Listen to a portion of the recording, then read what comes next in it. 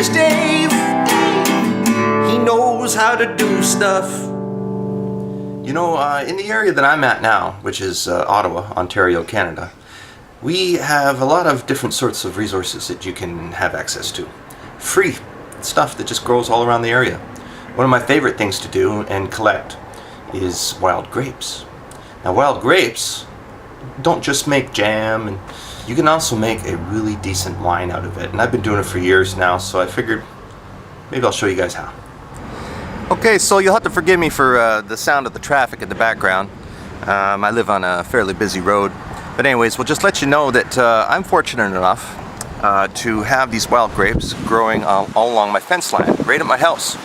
So, as you can see, here they are all growing along the fence. So I keep them watered and I take good care of them, and I even feed them a little bit. And I pull all the, the weeds and the stuff that will interfere with the growth that I want.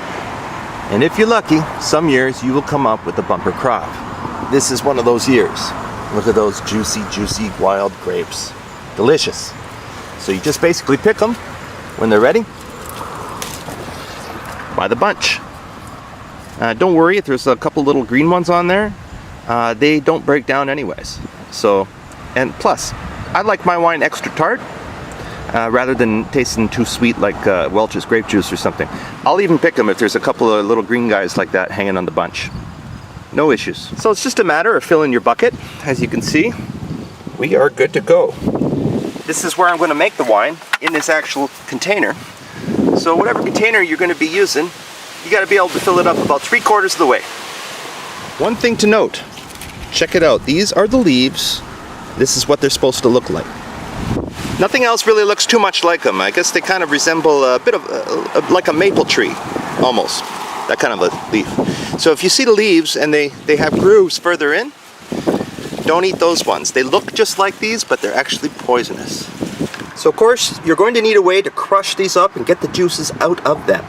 A lot of people I've seen on videos, they go to the trouble of taking off all the grapes off the vines. That's just silliness.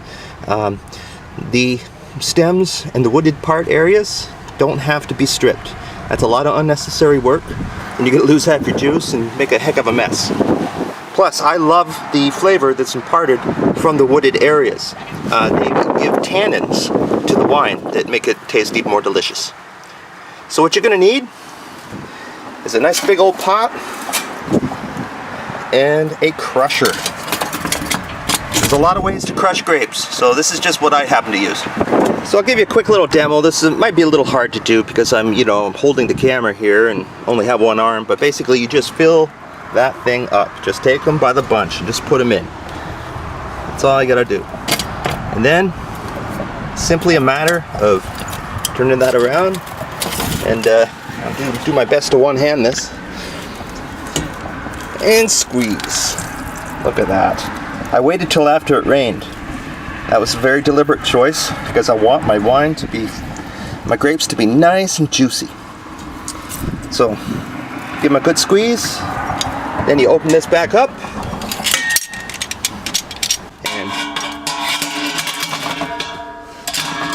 And you dump the crushed parts into a nice big pot, because we're going to add water to that and boil it to get even more out.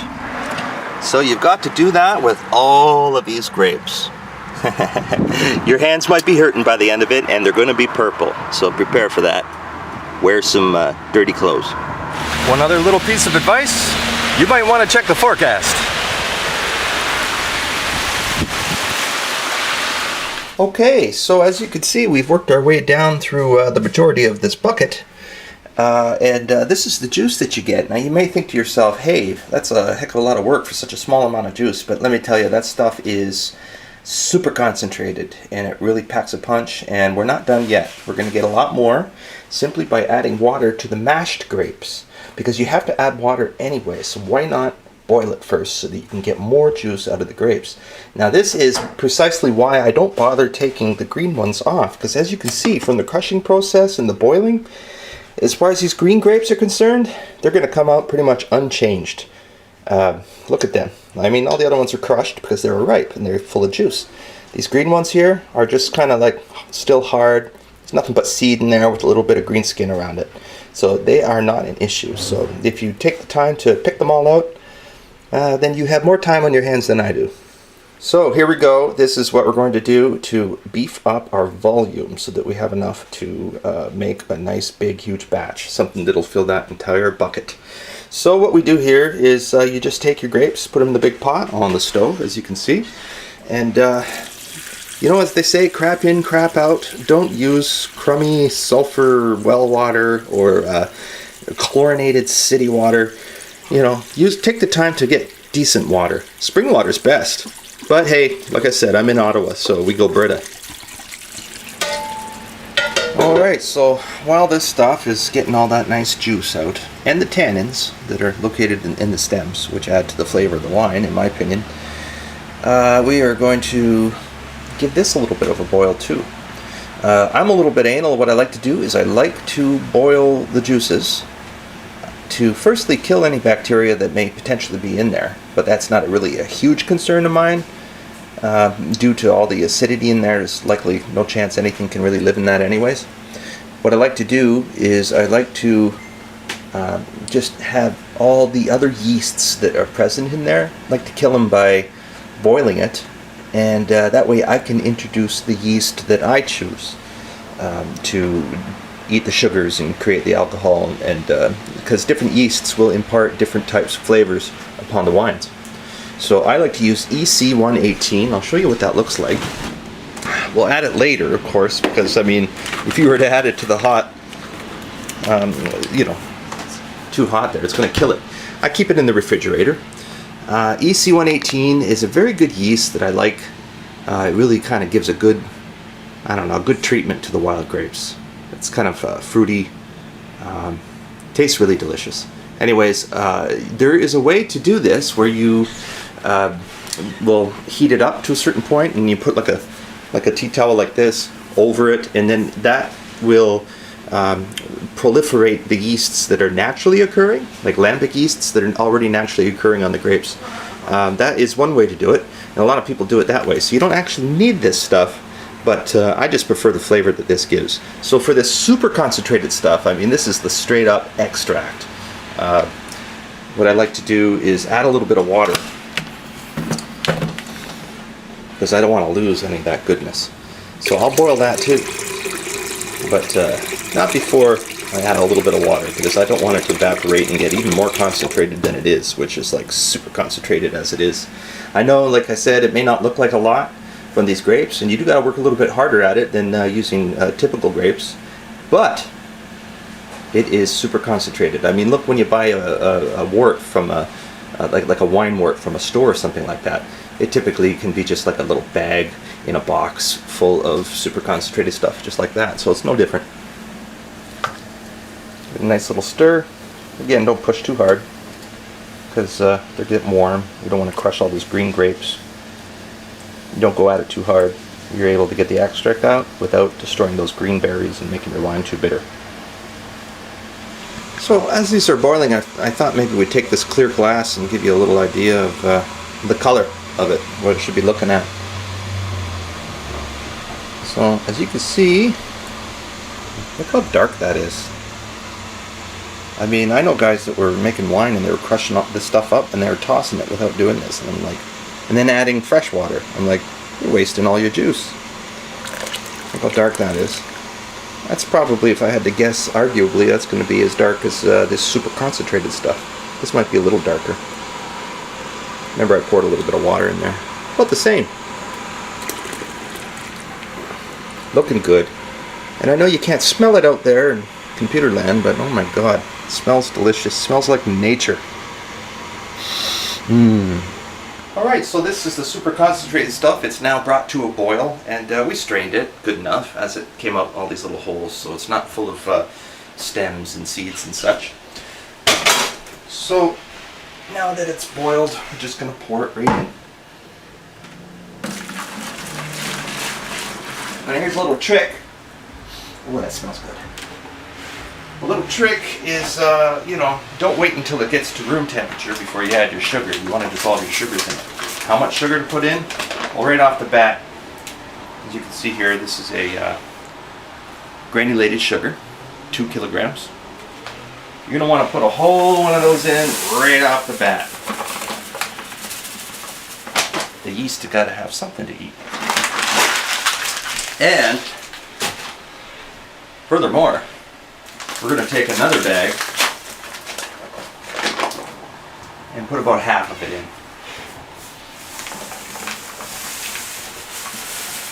It's about half. I don't bother with measuring cups. Now, if you need to add any more sugar, and of course you can't do your measurements now, you have to wait until it gets room temperature, and after we dump this stuff in, and you leave it for a day or two so that it gets to room temperature so you don't kill your yeast when you put it in. If more sugar needs to be added when you're using your hydrometer to get your prospective readings of how much alcohol is going to be included in it, then I'll top it up with this corn sugar, because I know that 1.5 bags with these types of grapes gives you a good sweetness. If I were to add the rest of the sugar that's needed in granulated form, it's going to come out like a dessert wine, and yeah, that's fine too. If it depends on personal tastes, but if I need to top up the sugar amount in that, I'll definitely be using the corn sugar. Fancy word for this, I think, is dextrose. Of course, the reason I would use dextrose to top up the rest of the remaining sugars would be because dextrose, unlike granulated, doesn't necessarily impart the same type of sweetness as granulated would. So it's a very good sugar to use when you want to boost your sugar content without making it taste too sweet. Okay, we are at a boil with the grapes here, so we're going to shut this off and take it off. We don't want to boil it too much. Alright, so we're all boiled up there. Now we're going to strain it into the bucket. So here's a little trick you can do with these colanders. Just, you know, they're not the same size, so use your brew spoon and you can kind of get it to sit. So provided you don't pour it in too fast, hopefully it won't make a mess. Fingers crossed. It's awful heavy. All right, here we go.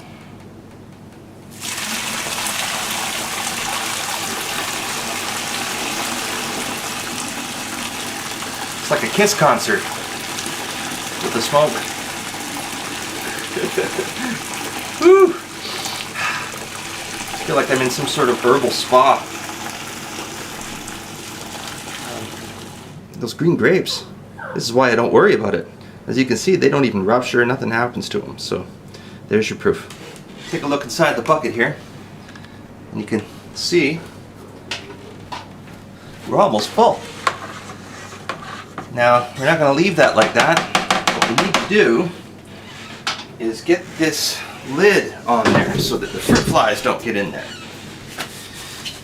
And we will fill that up full of other water and top up with the dextrose, like I was saying, to get the proper hydrometer reading to get our prospective type of wine, whether you want like a table wine, something to have with a dinner, or like a dessert wine. So that is a matter of personal preference there. I got my recipes, you got your recipes, but it amounts to you know, a couple bags of sugar and a little bit of dex. Nice and dark. We've left it for a couple days so it could get up to room temperature. We checked with our thermometer, and as you can see there, we are just halfway, sorry it's a little blurry there, halfway in the green zone. Please pardon my dirty stove. So we know that the yeast won't die or be damaged. The temperature is good. So we poured some into our hydrometer here, and we're doing a reading of a prospective gravity reading for when it matures. So you give it a little bit of a spin, make sure it's floating, and so we know right off the bat we're going to have to add a little bit more sugar, because let's see here, try to get this so that it can focus. We are just a little bit past beer. That orangey brown right there is the beer level. Now the more the viscosity, because more sugar, therefore it will be make this more buoyant and it will raise. Now see that green zone? that is our wine. I'm going to take this out and hold it to the light so that you can actually see. Alright, so you got table wine, right? That's the green zone. You got dessert wine, which is further down the red. So, you know, if this floats up higher, it's because there's way more viscosity, therefore more sugar, therefore the wine will be sweeter. That's the way that works. So you want to get in that green zone. Just in that green zone, or maybe even just to about halfway. You go any further, and it's going to be like super, super sweet wine. Now, because we got to get more sugar in there, I don't want to add more granulated because it's already tasted pretty good. If you were to drink that, it'd taste like, you know, the most delicious natural Kool-Aid you ever drank. So it's already as sweet as I would like it. So we're going to use the corn sugar to top it up, to get more sugar into it without affecting the flavor and imparting any of that sweet taste. So there you go, and it's just a matter of getting it in. Put it in there, I bang it back and forth so that it eventually disappears inside. Just gotta be patient. So we'll fill this funnel maybe 3 times and do another reading. Okay, a couple things. When you do get your sugar in there, stir it in. Don't try to do a gravity reading without making sure that it's all dissolved. Next thing you want to do in between readings is you want to make sure that you get all that old wine out of there, because that'll throw your reading off. And that includes the water you use to wash the wine out. You're going to have to get that out of there too. So, you know, take a paper towel, make sure that you soak it all up. Okay, we've added our sugar and stirred it in real good. And yeah, that thing is freely floating. That's good. Let's give it a spin. And... well, would you look at that? We're in the green. Just in the green. This will be perfectly the way that I like it. So that is how you do it. The more sugar you add, the more viscosity is going to be in the liquid. Therefore, the more buoyant this will be, raising it up. Right? So if you hardly have any sugar in it, it's just going to be watery. It's going to sink like a stone. You know, you get it to about 4% for beer, which is right about there. In that little brown band. But you want it up a little higher for the wine. So you give it a spin, you're in the green. That is a delicious table wine, and you're good to go. EC1118. It even says, "Oh my God," on it. See? Right there. Oh my God. This is where the magic happens. Last thing we need to do, just give it a good stir. This is how I add my yeast. Get it spinning. Get your spoon out. Grab your yeast. And as it's spinning, you just sort of get it in there.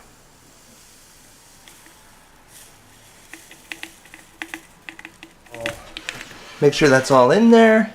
And for good measure, I don't stir too much because I like a little bit to sit on the top. Helps get it started, I think.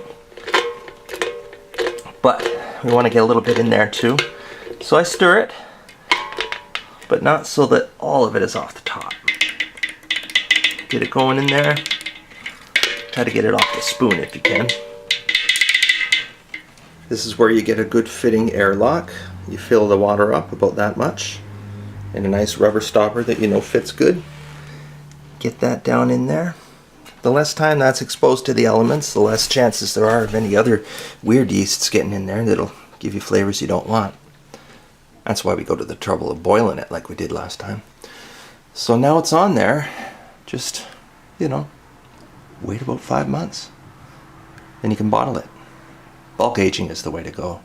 So I'll probably wait till that's in there about 5 months, 6 months, maybe even 7 months once I get around to it. And then I'll finally bottle it. This isn't bubbling now, of course, but before long, probably within 24-hour period, this will start to bubble like crazy as that yeast begins to take off, start its community, and proliferate. And then you got yourself a million little employees working hard to make you alcohol. One of the things I forgot to mention is that you don't want direct sunlight to shine on this because it's clear. The sunlight will kill the yeast.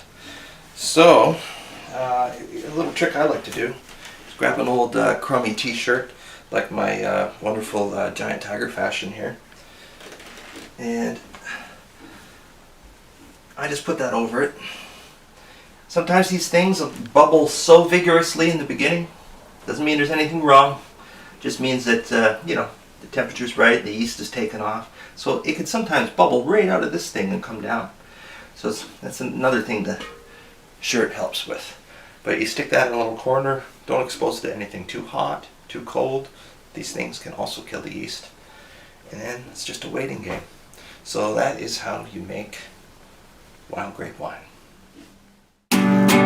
Here's Dave. He knows how to do stuff.